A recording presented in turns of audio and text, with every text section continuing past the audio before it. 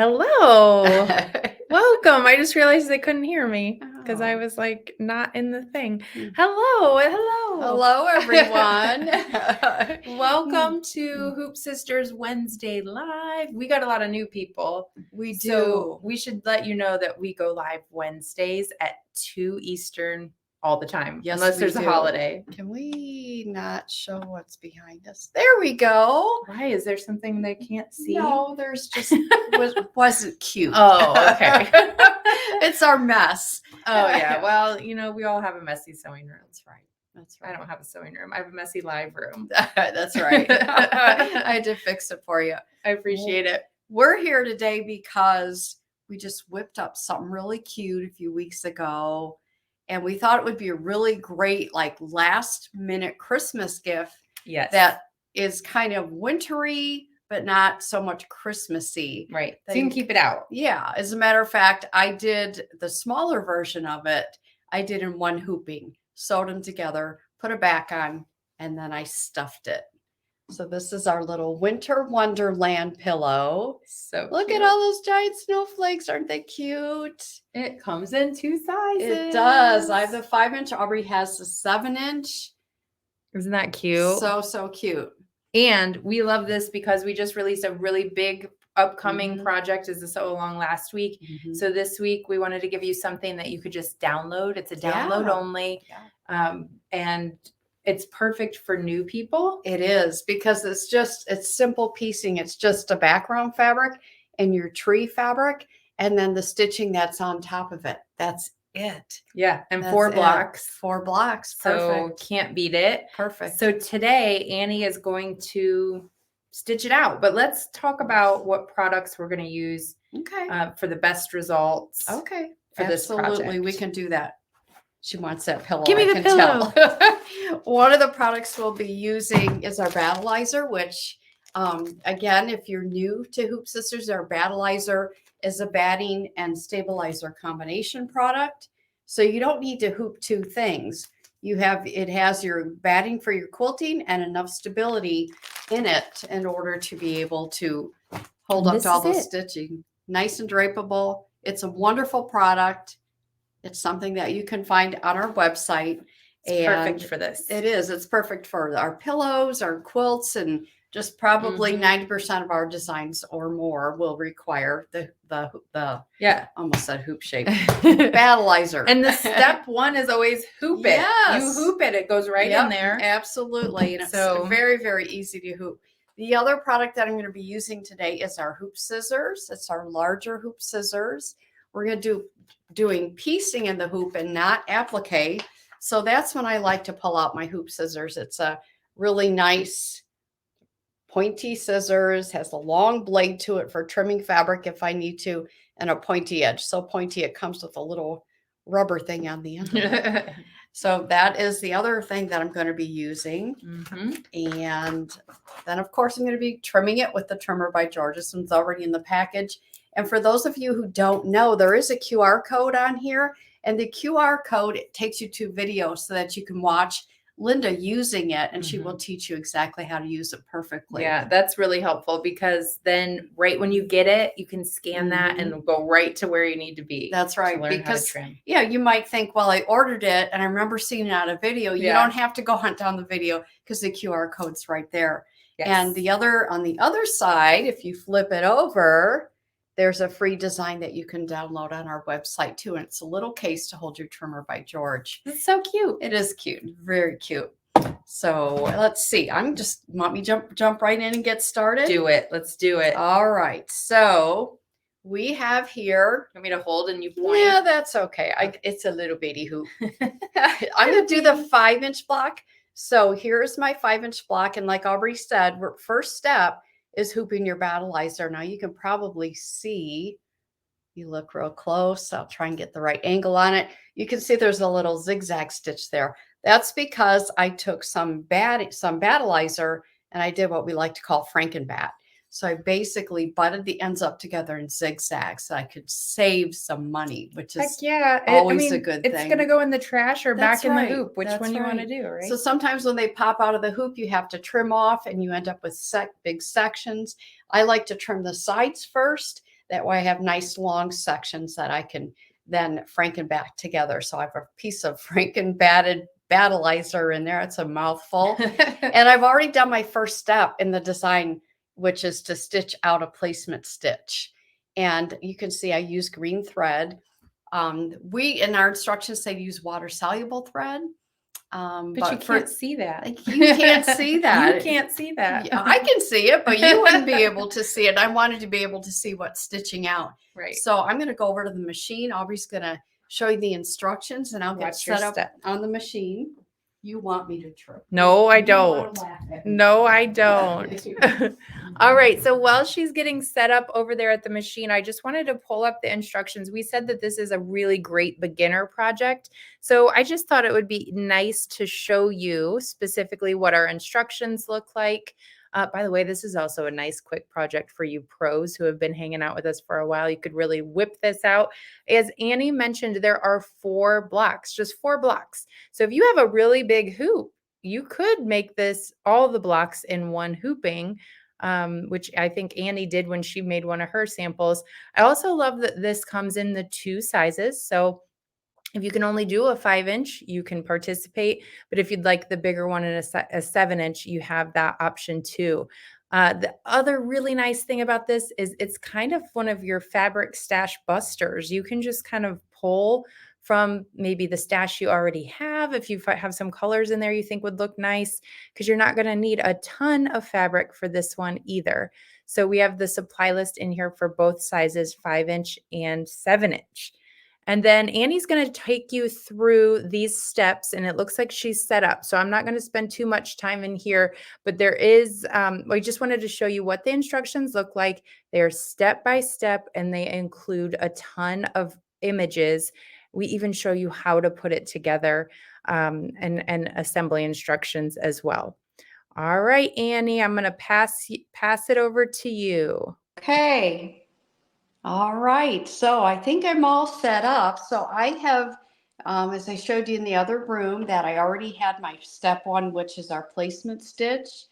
And I used green thread so that you can see it. My next step is to add my wool. And wool is an optional step. It does give the design a little bit more dimension.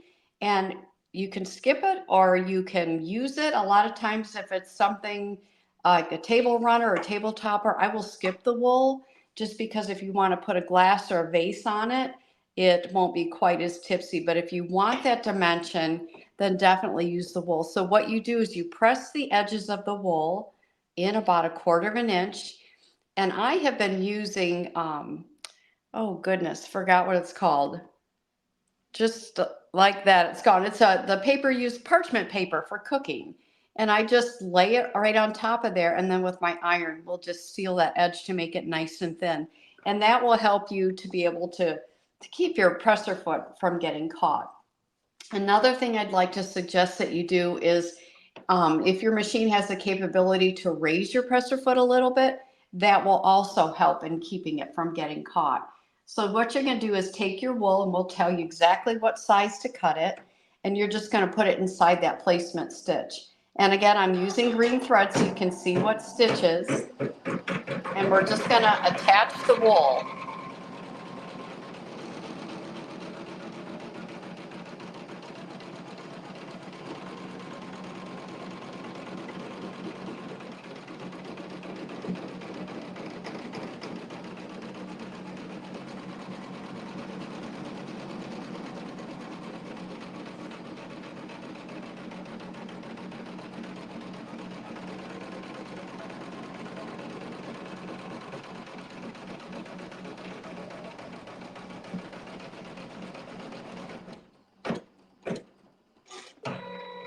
Okay, so now we have our optional wool attached. The next step is it's going to sew basically the pattern to show you exactly where to put your fabric and stuff. So I have my presser foot raised a little bit, but sometimes I just want to make sure that that wool does not get caught in the foot. And sometimes if you need to slow your machine down, if you feel more comfortable doing that, then go ahead. I think I need to turn my thread cutter on. Let's see, hold on while I make an adjustment here. All right. So the next step is we're going to place our background fabric. The pillows that we showed in there, they look like the night version, but I chose a lighter version here. So I just have like an ivory fairy frost that's really pretty. And I'm just going to center it.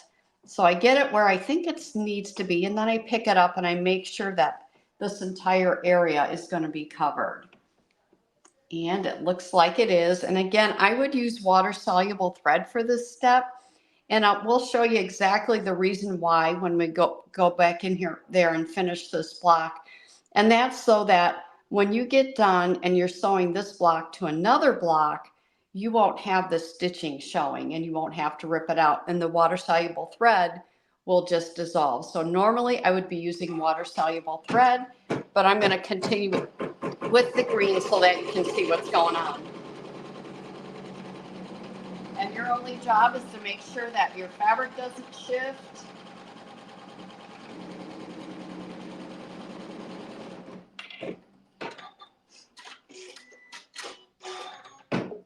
All right. So get my thread tail out of there. The other thing that I'm going to do right now is I'm going to trim this fabric. And I'm going to use my hoop scissors to do that, the longer blade one. And I'm going to trim about a scant 1/4 inch away from that stitching. So let me do that right now. And the cool thing about when you do a hoop scissors block in the hoop is that you don't have to have a perfect 1/4 inch there. As you can see, it's definitely not perfect because the machine knows exactly where to place the seam. So let me put this back on here. And then our next step is the tree fabric. So I'm going to take my tree fabric. What I like to do when there's an angle like this, I like to place the tree fabric where I want it to be when it's finished, because sometimes those angles can be kind of tricky, and after you sew the seam and flip it over, you'll find that you didn't quite have it placed in the right spot. So if you place it where you want it and then very carefully turn it over, trying not to move it, you should be good to go. So now I'm just going to, you would use just a regular sewing thread and you can stitch your seam.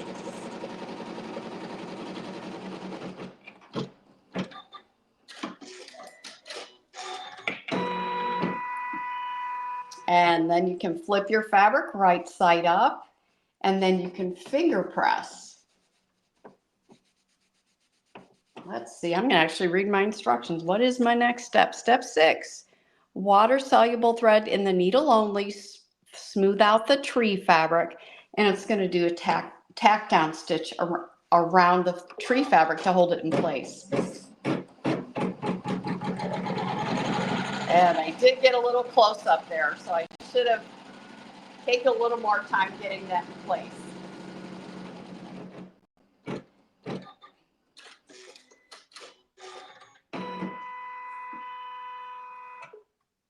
And then my next steps are actually going to be the cute little snowflakes. So I'm going to put some white thread in the needle. I still have embroidery bobbin thread in the bobbin, and I'm going to sew the snowflakes. And this is probably going to take a few minutes, but it's kind of fun watching it all stitch out.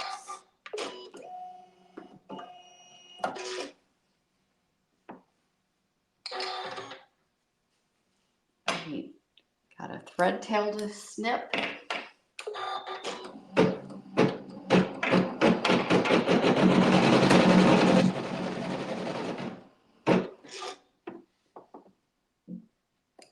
And you could use a silvery thread on here on the snowflakes if you want.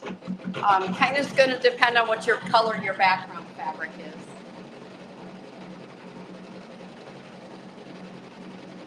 It's going to be very subtle over the background, but over the tree you're going to be able to see some snowflakes.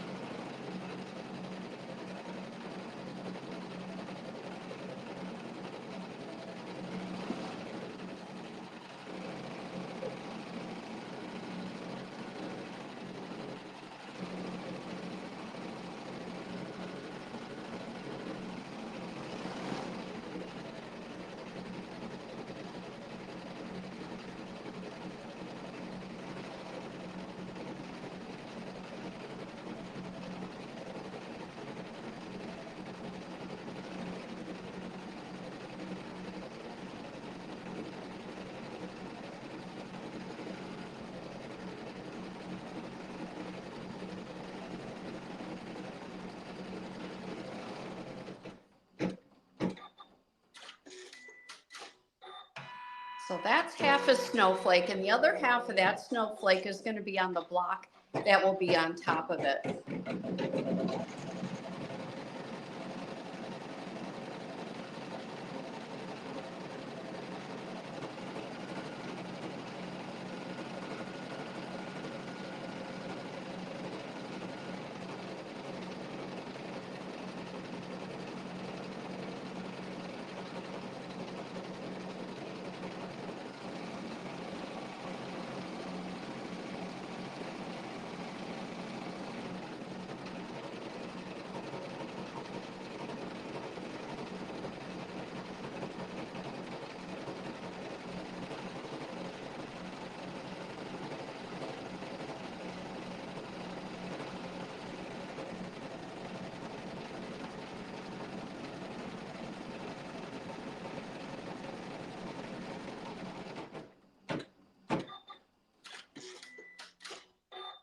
And there's just one more snowflake to go, and then we're going to do the lettering. Clip a thread tail here.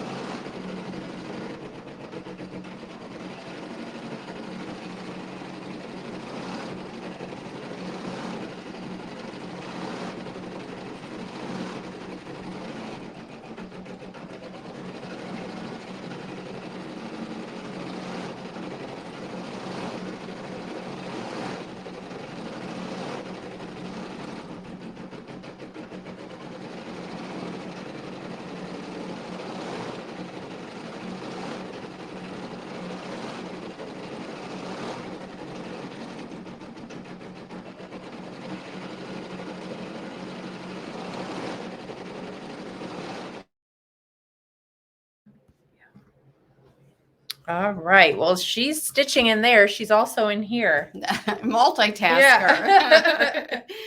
Well, we mentioned water soluble thread, and then I was using the green so that you can see it. Mhm. I did want to show you why we use it, especially on the outside edges. You can see the white thread there. That is actually water soluble thread.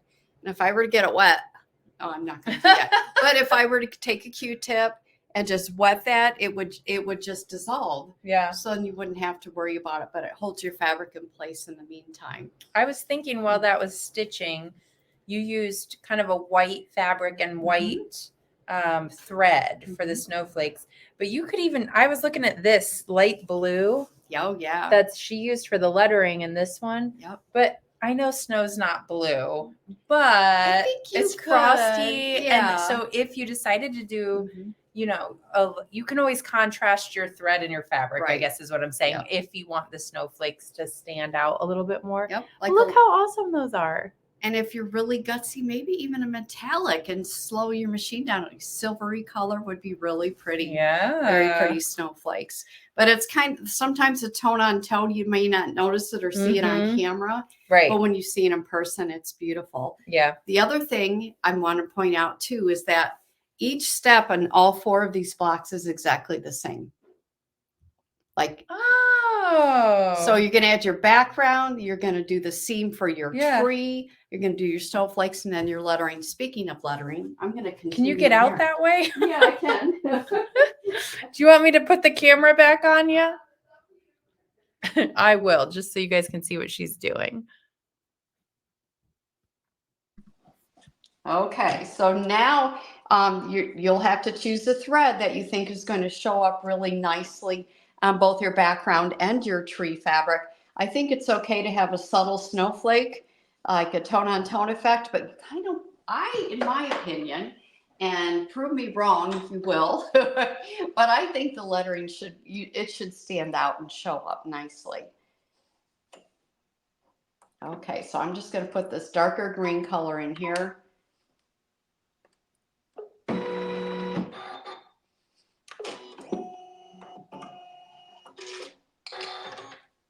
Oh, and of course my thread shredded. Let me try that again.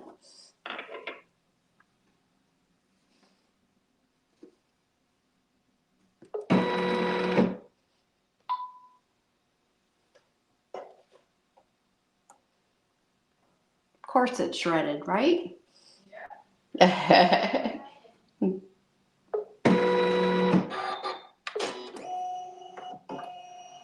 That looks better. All right. Okay, so now it's going to do the lettering. So the lettering, of course, is Winter Wonderland. We've got a really fun font that we used on here, so I think you guys will really like this. Let me cut the thread tail and we'll get going.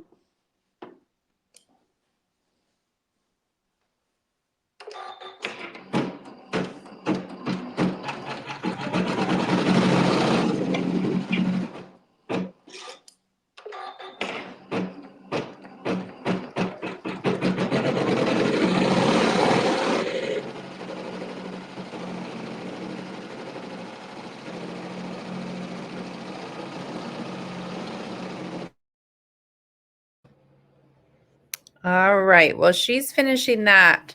I just think this is cool because I've seen some extravagant quilts that you guys have made, and this is the instructions, and like that's it. Like that's all you have to do. Those are all the steps there are to it to come up with a really quick, simple. If somebody, a lot of times we get asked about, I'm a beginner, which one should I do?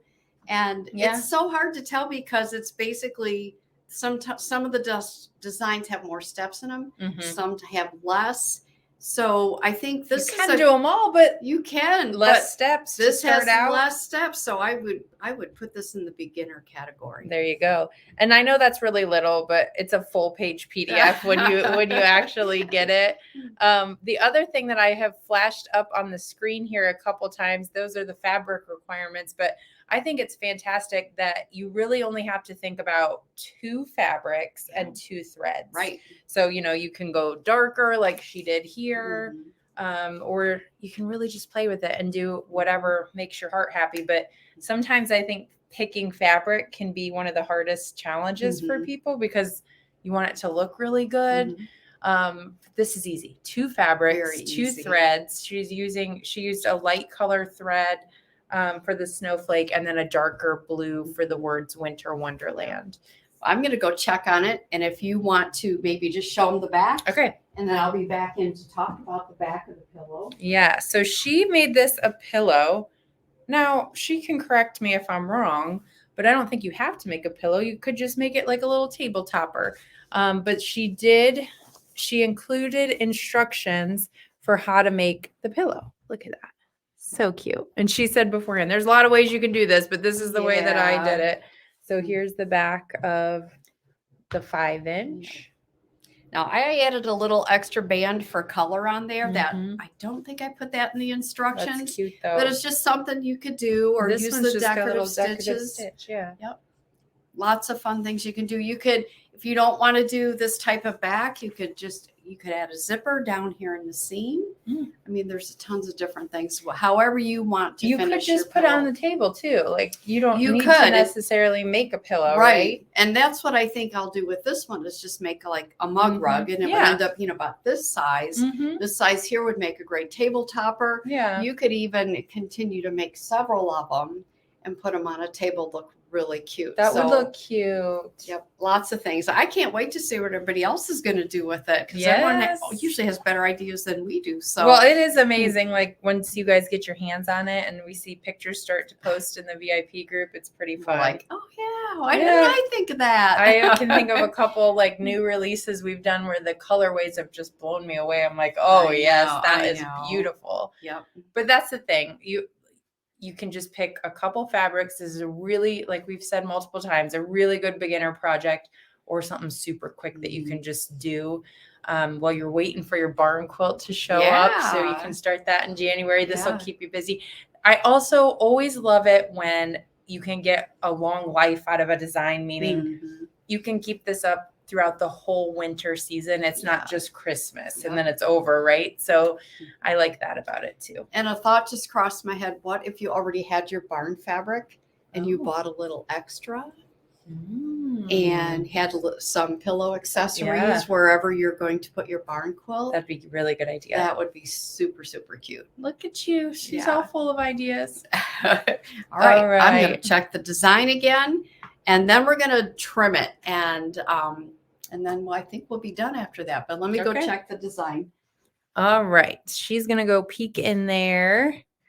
We'll let you guys take a look at that. Oh, yeah, it's coming together.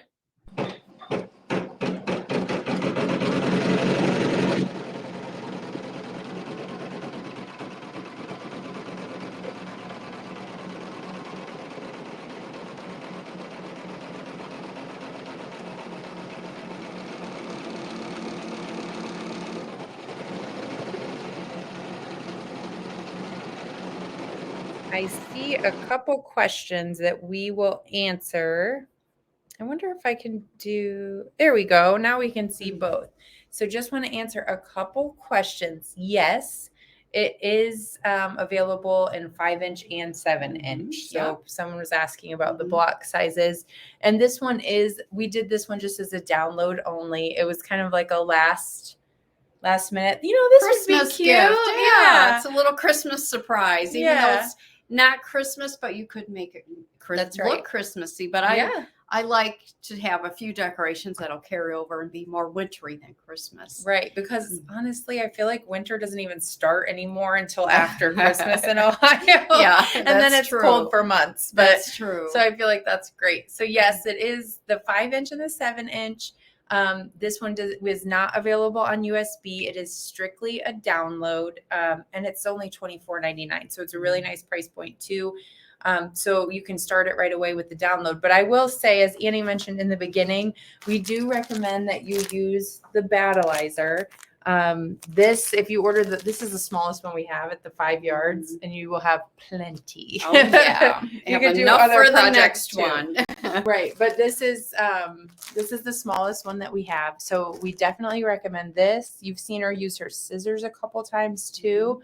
Obviously you can't download those things, but we highly recommend that you use those products for the best results. And then the trimmer, which she'll show you in just a second too. And it looks like maybe getting closer. It stopped, so we're okay. It's done. Don't do what I do. Stay by your machine. Do you want the camera over there?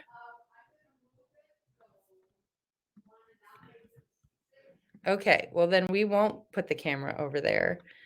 Someone was asking about instructions. I'm going to pop this back up and hopefully you can see it. So this particular part is the 5-inch supply list. And like we talked about, you can just kind of bust through your stash and kind of see what you have in there. I bet you could use some of that because you're not going to need a ton. And then this one is the 5-inch. So it doesn't look like I changed the page, but I did. And then we also have the different things that we recommend that you use that we just talked about for the best results as well. All right, Annie, are you ready? I am. I don't know what my camera looks like, but we'll find out. I can see it. Let me see if I can go a little higher.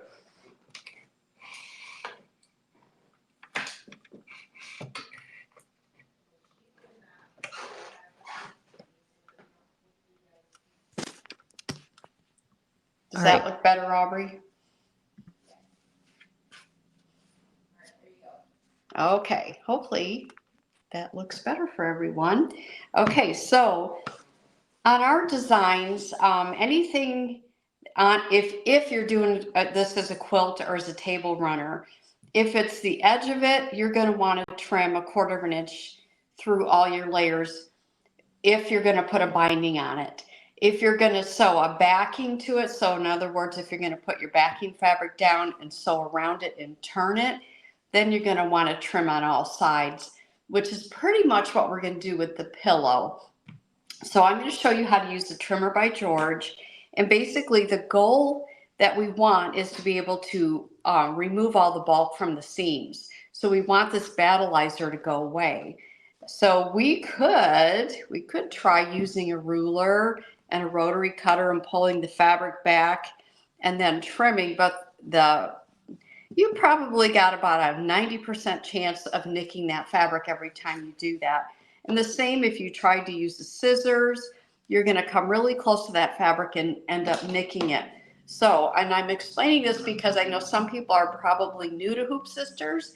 They're like, what in the world is a trimmer by George? So this is the trimmer by George tool. And basically it's an acrylic ruler, but it has a metal edge on it. And that crimped metal edge is what is going to protect your fabric. So what you do is you take the metal edge side of your trimmer by George and you just shimmy it right in there between the battleizer and your fabric, and then you lay the ruler down. And then you could just give it a gentle tug and make sure you don't see any fabric peeking out there. And then you're going to need to use a 60mm rotary cutter. And then you're just going to use that metal edge as you would a rotary cutter ruler on the edge so that you can trim right against that. And that way, all the bulk is gone in your seams. I'm going to do this on all 4 sides so you'll get to see it again and again and again.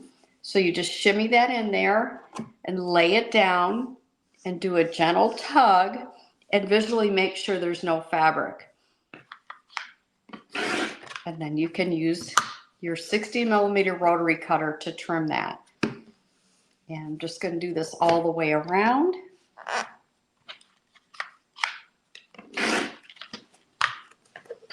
One more side to go.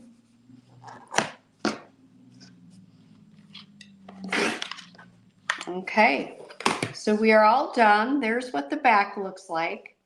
Probably see it better over here. You can see how most of the bulk is gone in the seam. And then you will take your trimmer by George, you'll flip it over to the ruler side, and you'll line the 1/4 inch mark up to, I'm having difficulty seeing it here, so I'm going to flip my block over. Line the 1/4 inch mark up with that basting stitch, and then you can trim around your block.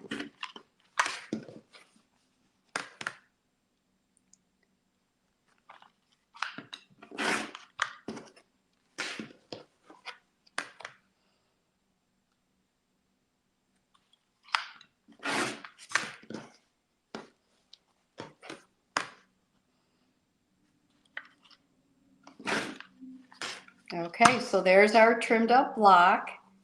There's the back. And that's how you use the trimmer by George. So I'm going to come in there by you now, Aubrey. All right.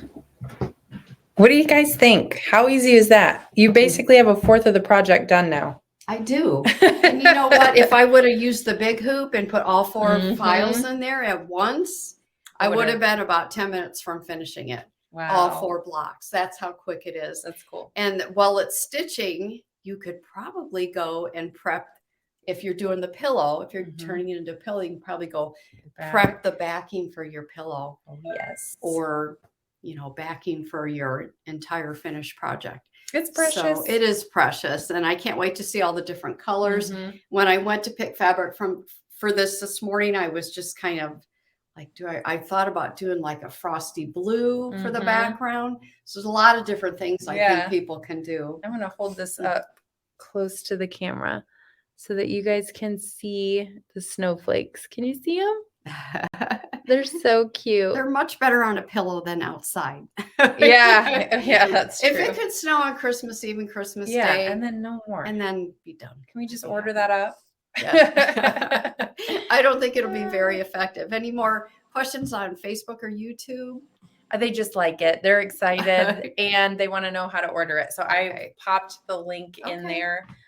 So you guys can go order. It's right on the website. Again, it's download only, just $24.99. So it's really cheap and it's a great beginner project. That's right. So then you can download it, have the files, and by the time you go to bed, you might have a pillow or two all finished. It's great. Sounds good. All right. Well, we'll see you guys next week. All right. Bye.